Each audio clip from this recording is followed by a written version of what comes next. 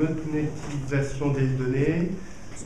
Alors, on a déjà commencé par se poser la question de savoir de quelles données on parle, puisqu'on a eu quelqu'un qui était intéressé par les données publiques, l'open data, et donc on a vite vu que le distinguo entre les données privées et les données publiques qui sont censées être non monétisables, en fait, n'était pas forcément super clair. En fait, on s'est posé que des questions finalement, on n'est pas arrivé à des réponses.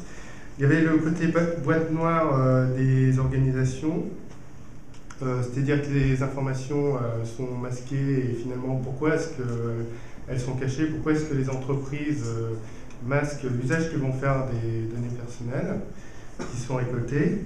Donc c'est la notion de dissymétrie entre donc, les données qui sont récoltées à notre insu ou qu'on transmet volontairement et l'usage qui est fait derrière. Donc il y a un marché des données, ça c'est sûr.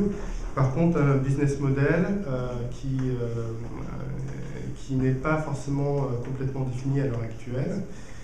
Et notamment, on a eu un échange intéressant sur la notion de citoyenneté dans cet échange, dans ce deal qui peut être fait dans la transmission des données.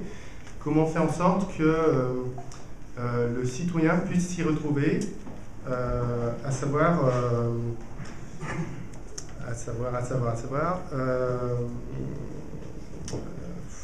ouais, quand on touche aux libertés, est-ce que la notion de business model est une priorité?